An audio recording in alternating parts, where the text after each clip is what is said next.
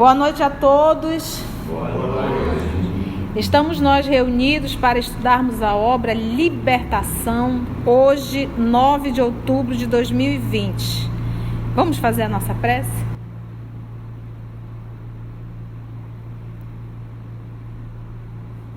Divino amigo Jesus, queridos amigos espirituais aqui presentes, mais uma vez, Senhor, estamos aqui, reunidos em Teu nome, estudando a obra Libertação. Estamos adentrando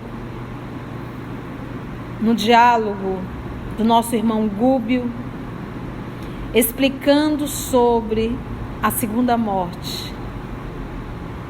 Carregamos, Senhor da vida, dificuldades para conseguir compreender melhor essas lições. Sabendo da Tua assistência, do amparo dos amigos espirituais, rogamos que nos inspire para que possamos compreender exatamente o que o mentor Gúbio tentou explicar e explicou para o nosso amigo André Luiz. Graça te damos, Senhor, por essa oportunidade e que nós possamos ser fiéis a essas dádivas que o Senhor tem nos dado em cada estudo. Muito obrigada, Senhor. Então vamos lá, para nós que estamos acompanhando pelo canal e para nós que estamos aqui presencial, a semana passada nós adentramos num tema doloroso para nós, porque temos pouco material falando do assunto, sobre aquelas formas que tem uma esfera que parece um ovoide, aproximadamente do tamanho de um crânio. André Luiz detectou isso acompanhando em algumas senhoras que estavam ali próximo, ele ainda dentro da, vamos chamar de cela, né? E ele pôde acompanhar, e não eram só essas senhoras, era algo muito comum. Quase todas as pessoas tinham essas formas que acompanhavam. Então, o nosso querido Gúbio perguntou do André Luiz se ele já tinha ouvido falar da segunda morte. E o André Luiz disse que sim. E deu duas opções, que seriam aqueles espíritos que deram um salto, vamos dizer assim, no seu processo de evolução e que perderam a forma perispiritual, não mais precisavam e foram para outra esfera. Nós até citamos a semana passada o caso do Asclépio, que nós já estudamos isso na obra Obreiros da Vida Eterna. E aí ele começou a explicar semana passada, o nosso irmão Augusto fez a leitura completa e nós estamos indo ponto a ponto, ok? Então vamos retomar a nossa explicação da resposta do Gúbio, falando sobre essa segunda morte. Então, só para a gente, nós vamos ter que voltar um pouquinho, vamos voltar para fixar bastante essa lição. Então tudo começou porque ele disse assim, olha, não longe de nós, na página 86, como que ligadas às personalidades sob o nosso exame, que ele estava falando de quem? Justamente da Marina e da senhora que da Marina, que era a encarnada, casada, e que essa senhora estava obsidiando-a de certa forma para interferir no relacionamento e tocar o terror em relação ao esposo. Era um processo aí de vidas anteriores. Então ele diz o quê? Sob nosso exame, certas formas indecisas e obscuras. Ele detecta, ligada às personalidades, a Marina e a obsessora, sob o nosso exame, certas formas indecisas e obscuras. Semelhavam-se a pequenas esferas ovoides, cada uma das quais pouco maior que um crânio humano. Ok? E elas tinham particularidades. Variavam profusamente, que é de forma abundante, nas particularidades. Elas tinham uma forma, como ele coloca aqui, de uma esfera ovoide, mas elas tinham particularidades e diferenças. Algumas denunciavam um movimento próprio, ao jeito de grandes amebas, respirando naquele clima espiritual, daquelas duas, que era um clima bom ou um clima ruim. Outras, contudo, pareciam em repouso, aparentemente inertes, ligada ao círculo vital das personalidades em movimento, ok? Então, beleza, até aí tudo bem. Então, aí ele vem e afirma: grande número de entidades em desfile nas vizinhanças da grade, aonde eles estavam, transportavam essas esferas vivas, como que, é uma comparação, imantadas as irradiações que lhes eram próprias, Então, eles se fixam nesse halo. Não é fixado, mas é nesse halo. É como se eles alimentassem, porque esse halo é resultado do quê? Dos meus pensamentos. Que aí torna a vibração. É dos meus pensamentos. Então, logo, a massificação desse grupo que está aí, se está aí, são espíritos perversos, encarnados e desencarnados. E todos aí estão desencarnados. No caso da Marina, ela está encarnada, mas ela está em estado de emancipação. Mas ela emite essa vibração. Então, essas formas estão ligadas a esse halo, ok? Estamos juntos até agora? Sim. Ok. Aí ele diz: nunca havia observado antes tal fenômeno. E nós falamos, nem nós, André. Nunca nos deparamos isso na leitura espírita. Aí ele diz: em nossa colônia de residência, ainda mesmo se tratando de criaturas perturbadas e sofredoras, o campo de emanações era sempre normal. Você está vendo? Ele está falando sempre do campo. Então, essa pessoa não está alojada no perispírito do encarnado ou do desencarnado, mas no campo, ele se alimenta do pensamento, ok? Por isso que ele diz: em nossa colônia de residência, ainda mesmo se tratando de criaturas perturbadas e sofredoras, o campo de emanações era sempre normal. E quando em serviço ao lado de almas em desequilíbrio na esfera da crosta, nunca vira aquela irregularidade, pelo menos quanto me for até ali permitido observar. Ele disse: olha, de repente até existia, mas eu nunca vi. Aí ele diz: inquieto, recorri a Gúbio, rogando-lhe ajuda. Aí o Gúbio disse: André, compreendo-te o espanto. Vê-se de pronto que és novo em serviço de auxílio. Já ouviste falar de certo numa segunda morte? Então o Gúbio já está acostumado com isso daqui. Isso aqui para Gúbio é fichinha. Aí o André disse: sim, já vi sim. Tenho acompanhado vários amigos a tarefa reencarnacionista, quando atraídos por imperativo de evolução e redenção, tornam ao corpo de carne. De outras vezes, raras aliás, tive notícias de amigos que perderam o veículo perispiritual. Então, no primeiro caso, é um processo de reencarnação. No segundo caso, é o quê? Conquistando o plano mais alto. Ok. A esses missionários, distinguidos por elevados títulos na vida superior, não me foi possível seguir de pronto. Eu não tive como ver. É só isso que ele conhecia. É só isso que ele conhecia. O processo da reencarnação, que é aquilo que nós vamos chamar de miniaturização, e o processo que ele vai chamar de sublimação. Evoluiu. Gúbio sorriu e considerou: sabes assim que o vaso perispirítico é também transformável, porque no primeiro caso ele transformou o perispírito. No segundo ele diz perecível, embora estruturado em tipo de matéria mais rarefeita. Porque ele é tirado do fluido cosmo? É, mas é uma matéria menos densa do que a matéria do nosso organismo. Aí o André diz: sim, ok. Aí vem o Gúbio: vistes, companheiro, que se desfizeram dele quem? Do perispírito. Se desfizeram dele rumo às esferas sublimes. Então, há casos que não há mais necessidade do perispírito. Se desfizeram dele, porque não vai mais reencarnar.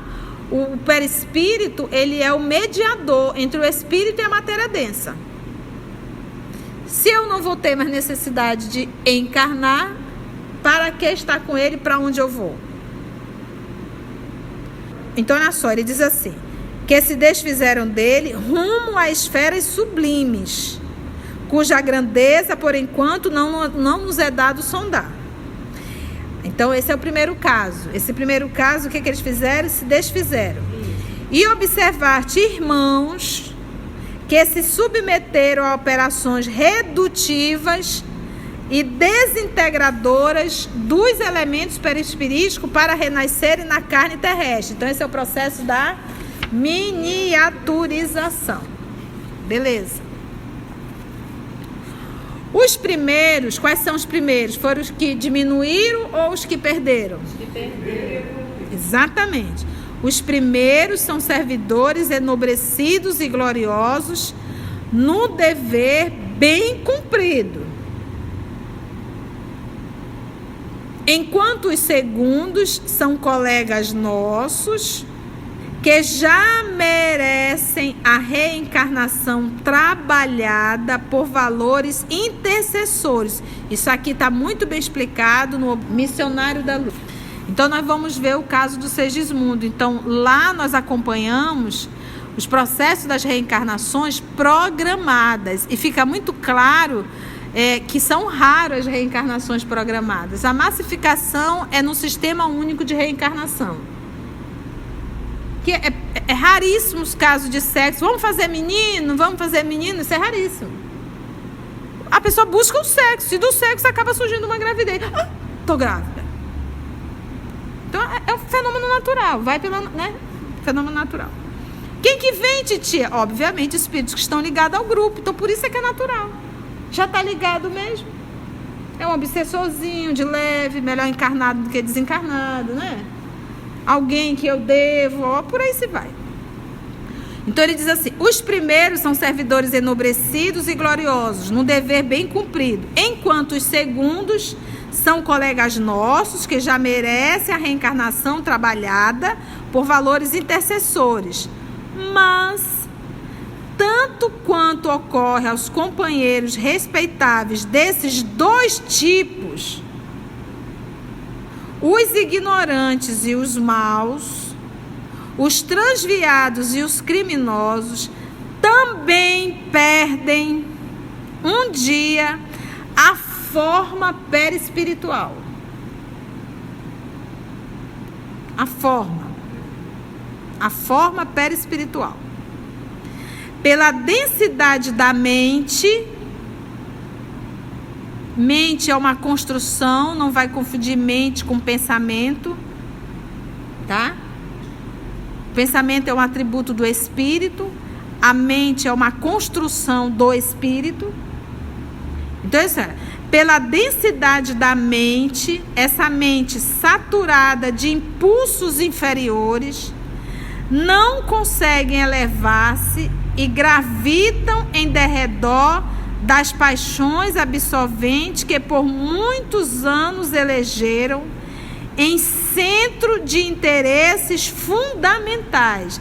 Essas pessoas ficaram numa condição saturada de impulsos inferiores e passaram a gravitar em derredor das paixões absorventes. Paixões, o próprio ódio. Você está entendendo? O desejo de vingança. E por aí se vai. E ele usa o termo aqui, também perdem um dia a forma perispiritual. Então, aquilo que a nossa irmã Carla ainda há pouco falou. Eles não perderam o perispírito, mas perderam a forma perispiritual. Mas essas pessoas, elas estão aqui, vou usar o termo aqui, gravitando em torno do mal há séculos. São várias encarnações. São várias encarnações. Esse gravitar nessa maldade não é aí na cidade estranha. Isso foram nas existências. Eu estou me deformando. Porque aqui difere do processo da licantropia. O processo da licantropia, você fez o mal, entendeste? Você carrega a culpa, de certa forma, e esses espíritos que conhecem a técnica, eles te hipnotizam. É um processo de hipnose. Aqui não, a criatura ficou idolatrando o mal. Ela ficou orbitando em torno do mal em várias encarnações, ao ponto de perder a forma perispiritual. Entendeu? No Livro dos Espíritos, essa mensagem aqui é de Paulo. Ele diz assim, olha: gravitar para a unidade divina, tal é o objetivo da humanidade. Gravitar para a unidade divina. Tal é o objetivo da humanidade. Nesse caso aqui, a pessoa está gravitando em torno de quê? Do mal. E isso tudo aqui, essas respostas, é a questão 1009. Sendo assim, as penas jamais serão impostas por toda a eternidade. E são vários espíritos que respondem. Tem lá Mené, tem Santo Agostinho e tem Paulo também. Então ele diz, gravitar para a unidade divina, tal é o objetivo da humanidade. Para atingi-lo são necessárias 3 coisas: a justiça, o amor e a ciência. E aí é bem paulino mesmo isso aqui. Mas é isso que a gente tem que entender. Essa pessoa aqui, esse ser, ele passa a gravitar em torno do mal. Óbvio que ele gravitando em torno do mal, das paixões, o que ele vai fazendo? Ele vai perdendo a sua forma. Ele vai se deformando. Vamos lá. Porque ele usa o termo aqui, perdeu a forma. Um dia, né? Os transviados, os criminosos também perdem um dia a forma perispiritual. Pela densidade da mente, saturada de impulsos inferiores, não conseguem elevar-se, gravitam em derredor das paixões absorventes que por muitos anos elegeram em centro de interesses fundamentais. Elegeram. Porque nós não temos o livre-arbítrio? Grande número nessas circunstâncias, principalmente os participantes de condenáveis delitos, imanta-se, olha aqui, olha, eu vou voltar. Grande número nessas circunstâncias, principalmente os participantes de condenáveis delitos, imanta-se aos que se lhes associaram nos crimes. Porque eu estou encarnado, eu realizo um crime, eu tenho sócios. É a mensagem, a associação do livro Pensamento e Vida. Tudo que nós realizamos, nós estamos recebendo sugestões. De quem? Dos meus parceiros. Exatamente, dos meus parceiros. Nunca ninguém faz algo sozinho. Então a pergunta é, dependendo de quem, com quem eu estou associado, e eu vou estar associado, se eu faço bem, eu estou associado com o bem. Se eu faço mal, eu estou associado com o mal. Eu não preciso fazer nenhuma faculdade para me saber disso. Isso é óbvio. Então, aqui o que acontece? Então, ele diz assim, de condenáveis delitos, imanta-se aos que se lhes associaram nos crimes. Então, essas formas que estão associadas à Marina e a esse espírito, eles já estão com eles há muito tempo. Porque lembra, ontem nós até falamos, quando a gente estuda o processo de associação, a gente só pensava o quê? Agora nós sabemos que nós podemos estar em associação com essas formas já. Nós encarnados, a Marina não tem? Ele não diz que o povo ali que está na cidade, a massificação tem? Se nós carregamos essas paixões de ordem inferior e temos isso como tema central, a gente só pensa nisso, a gente está vinculado a essas formas. O que ele diz aqui, ó? Grande número, gente, é grande número. São muitos, não são poucos. Grande número nessas circunstâncias, principalmente os participantes de condenáveis delitos, imantam-se aos que se lhes associaram nos crimes. Se o discípulo de Jesus se mantém ligado a ele, a Jesus, por meio de imponderáveis fios de amor, inspiração e reconhecimento, os pupilos do ódio, ou seja, os discípulos do ódio e da perversidade, se demoram unidos sob a orientação das inteligências que os entrelaçam na rede do mal. Então, os discípulos do Cristo estão associados, como ele usa o termo aqui, por inspiração e fios de amor. Mas aqueles que estão entrelaçados na rede do mal está sendo orientado por inteligências perversas. É o pensamento. Foi o nosso estudo de ontem. É o pensamento. Porque antes de você realizar qualquer coisa, você pensa. Você pensa. No momento que tu pensa, tu aciona todos os que pensam como você. E você liga. Todos nós estamos ligados em uma rede. Porque a associação, ela é uma sintonia.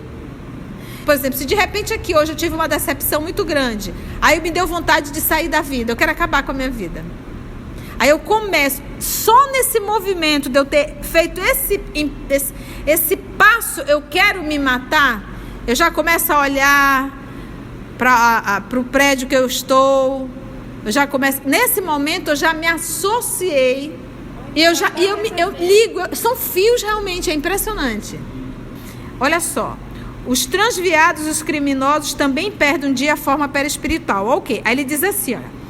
Pela densidade da mente, tá vendo? A mente, saturada de impulsos inferiores, não consegue elevar-se, gravitam em derredor das paixões absorventes que por muitos anos elegeram em centros de interesses fundamentais. Ele diz, grande número, nessas circunstâncias, principalmente os participantes de condenáveis delitos, imanta-se aos que se lhes associaram nos crimes. Então, ou seja, você pretende fazer um crime, você já tem sócios. Espiritualmente falando, você já tem, imantados a você. Porque eles se alimentam do mal. Olha só, não tem pessoas que são tão violentas, que adoram assistir filme de violência, adoram assistir aquele MMA, de ver as pessoas se espancando e sente prazer naquilo. Elas se alimentam daquele halo, daquelas pessoas ali que exalam a violência. Aquilo faz bem. Não tem pessoa que fica em frente da televisão e adora ver esses jornais sangrentos, aquela coisa, a pessoa sente o maior prazer, ela fica imantada. É um campo propício e sente prazer. Então, fale. O Rubio falou, quando ele estava conversando com o André sobre essa cidade trevosa, que muitos crimes são arquitetados lá na cidade. Exatamente. Como esse crime da Marina. Isso. São arquitetados lá, já vai. São arquitetados, leva a Marina no momento do sono. Entendi. E aí a obsessora fica ali ensinando para a Marina como ela deve fazer para tocar o terror em relação ao esposo. Tanto é que ele disse assim, olha, agora ele está no grupo de oração. Nossa, isso preocupou bastante. Porque ele disse que quem ora fica manso. Então eu ficou extremamente preocupada de ver que o marido estava num grupo de oração. E já incentivou a Marina, olha, não ligue para isso não. Não dê atenção a isso não. Toque o terror. Quem reza cai na mansidão. Quem reza cai na mansidão, exatamente. Que é resultado do quê? Do pensamento, que foi a nossa palestra de ontem, que está no canal do YouTube do Morada Cristã, só sobre o pensamento. Então, acordei pela manhã, como está meu pensamento? Porque, gente, você pode ser uma pessoa boa, uma pessoa legal, enquanto não pisaram no teu pé. De repente aconteceu um assassinato, mataram tua filha. Tu descobre quem é o assassino. E matou tua filha de forma cruel. Ou teu filho. O que vem no teu coração, o primeiro movimento? O ódio. O ódio. Pronto. O ódio já te acionou e te ligou com essas mentes. Agora eles vão começar a te dar as ideias. Mata. Aí começa a trazer as imagens de como, o que eles fizeram com a tua filha ou com o teu filho. E aquilo aquilo vai alimentando. Quando você vê, você está matando também. Por isso que nós não devemos nutrir qualquer sentimento contrário ao amor. Porque isso já é o suficiente para que eles possam atuar.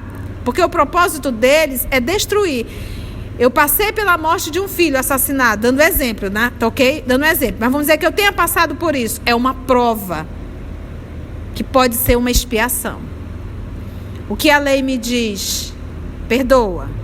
Perdoar não vai tirar o débito do assassino. O assassino, ele tem um débito com a lei, não é contigo. Perdoar apenas te livra do mal e faz com que você tire um 10. Tire um 10. Superou. Porque quase sempre a dor que eu sinto foi a dor que eu fiz alguém passar.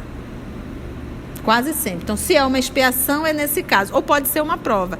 Então, é isso. Então, é uma coisa que é de segundos. Numa decepção que eu tive, que eu penso em me matar, eu já me vinculo com esses espíritos. Eu já dei ideia. Agora eles vão nutrir. Num momento desse de ódio, de revolta por terem matado um ente querido meu, se instalou, o ódio está instalado, pronto, eles vão agora trabalhar em cima disso. São almas assim, eu não consegui, eu não vou deixar ninguém conseguir. Eu não consegui ser bom e eu vou para o inferno, mas eu vou levar um monte comigo. Nós tivemos um período de pessoas soropositivas que se revoltaram muito e disseram, me contaminaram, eu vou contaminar todo mundo. É mais ou menos isso. Então eu estou no inferno, eu vou levar um monte comigo. E sentem prazer nisso. De ir contra. Tem gente que se irrita profundamente em falar Jesus, Deus. Eu não suporto isso, eu não gosto dessas coisas, isso é insuportável, esse negócio de religião. Não existe isso. E viram verdadeiros inimigos, encarnados e desencarnados. É igual, fazendo um comparativo bem atual, é como os algoritmos da internet. Você pesquisa uma coisa, aquela coisa já fica te perseguindo. Exatamente. Pronto, abre um assunto totalmente diferente, aquilo vem para você. É um fenômeno olhando. Obsessivo. Isso. E é só uma pesquisa, basta uma pesquisa pra e começa a vir. E assim, eu acho assim, um pensamento e já vem as ideias. Exatamente. Tu imagina? Uma pessoa assim, não, eu quero ver só essa vez. Toda vez que ele acionar, vai vir de novo, vai vir de novo. É mais ou menos isso mesmo, muito bem a comparação. Então, olha aqui, ele falou dos discípulos de Jesus e ele falou daqueles que se vinculam com a perversidade. Por isso que ele diz assim, os pupilos, os discípulos, os estudantes do ódio e da perversidade se demoram unidos sob a orientação das inteligências que os entrelaçam na rede do mal. Se demoram, entrelaçam, rede do mal. Enriquecer a mente de conhecimentos novos, aperfeiçoar-lhe as faculdades de expressão, purificá-la nas correntes iluminativas do bem e engrandecê-la com a incorporação definitiva de princípios nobres é desenvolver nosso corpo glorioso. De que corpo ele está falando aí? Corpo glorioso, o perispírito. A túnica nupcial que Jesus falava. É desenvolver nosso corpo glorioso na expressão do apóstolo Paulo, estruturando em matéria sublimada e divina, que Paulo vai falar dos corpos celestes. Essa matéria, André, é o tipo de veículo a que aspiramos ao nos referirmos à vida que nos é superior. Estamos ainda presos às aglutinações celulares dos elementos fisioperispiríticos, tanto quanto a tartaruga permanece algemada à carapaça. Imergimos, ou seja, mergulhamos nos fluidos carnais e deles nos libertamos em vicioso vai e vem, através de existências numerosas, até que acordemos a vida mental para expressões santificadoras, a vida mental. Lembra? Esse livro aqui, esse capítulo, ele busca muito o livro Pensamento e Vida. Onde tem um capítulo que ele vai falar só da mente, onde tem um capítulo que ele vai falar do pensamento, da associação. É fantástica. Do desejo, lembra? Da vontade, do vai e vem. E quando ele diz assim, acorda, né? até que acordemos a vida mental para expressões santificadoras. Esse é acordar a vida mental porque nós dormimos ainda no reino animal. Come, bebe, dorme, procria e trabalha para o seu sustento. Dormimos, vivemos como um animal. A gente ainda não acordou a mente espiritual. A vida mental. Não só a vida mecânica. Quantas coisas nós fazemos pelo automatismo? Somos quais arbustos do solo planetário. Nossas raízes emocionais se mergulham mais ou menos profundamente nos círculos da animalidade primitiva. Está aqui, ó. Vou repetir. Nossas raízes emocionais se mergulham mais ou menos profundamente nos círculos da animalidade primitiva. Gente, eu tenho em casa 2 cachorros e uma gata. E os comportamentos dos animais é impressionante. Quanto nós ainda trazemos disso. O animal, ele tem ciúmes. Você sabia disso? Tem. E nós também. E nós também, se bombear, a gente morde. Entendemos?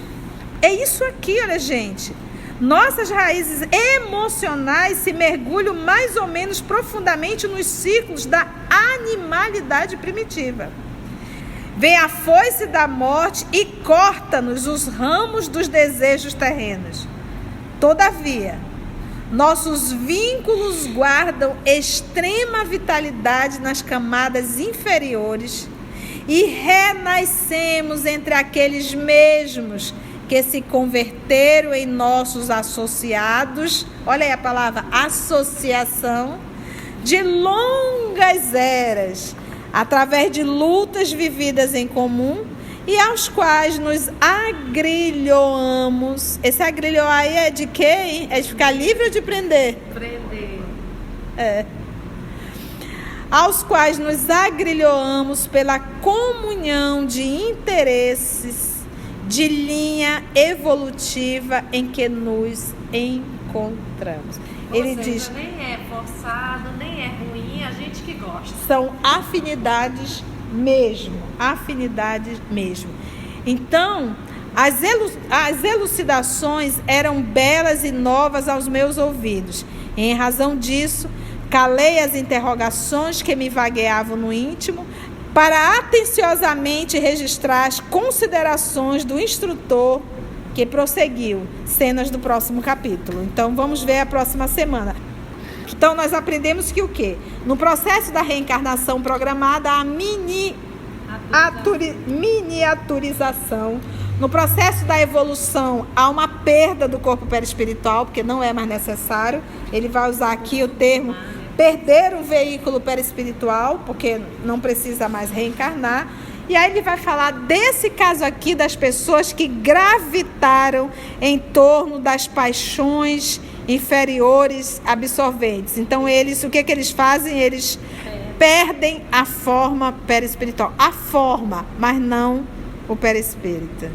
Nota do autor espiritual: o perispírito mais tarde, tá certo, amigo? Será objeto de mais amplos estudos das escolas espiritistas cristãs. É a nossa. Louvado seja Deus, nosso Senhor Jesus Cristo. Ufa! Vamos envolver o nosso irmão Augusto para fazer a nossa prece de encerramento. E assim, mestre amigo Jesus, só te agradecemos por mais esse estudo, por esses ensinamentos, e por podermos estar reunidos em Teu nome, numa sexta-feira, buscando, nesse estudo, cada vez mais nos aproximarmos de Ti. Obrigado, mestre amigo Jesus, e fica conosco hoje e sempre, que assim seja.